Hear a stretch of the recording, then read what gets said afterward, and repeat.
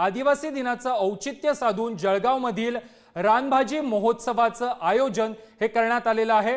सातपुडा पर्वतरांगेमध्ये पिकणाऱ्या शेकडो जातीच्या रानभाज्या या ठिकाणी उपलब्ध आहेत। रानभाजी महोत्सवाला जळगावच्या नागरिकांनी उत्स्फूर्त प्रतिसाद दिल्याचं पाहायला मिळतंय।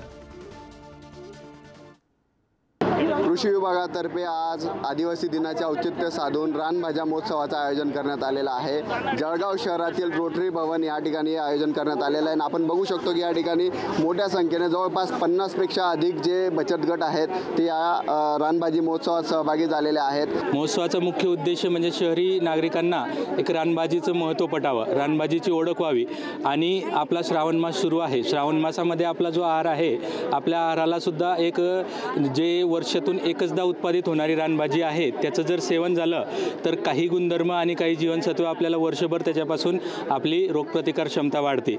जळगाव रोटरी क्लब यांनी राबवलेले रानभाजी महोत्सव अतिशय छान प्रकारे महोत्सव राबवण्यात आलेला आहे जळगाव जिल्ह्यामध्ये।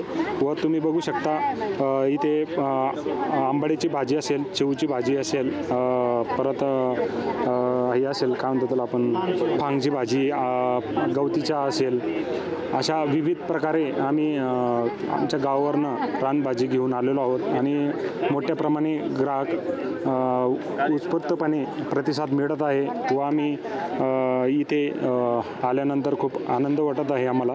सचिन गोसावी, पुढारी न्यूज, जळगाव।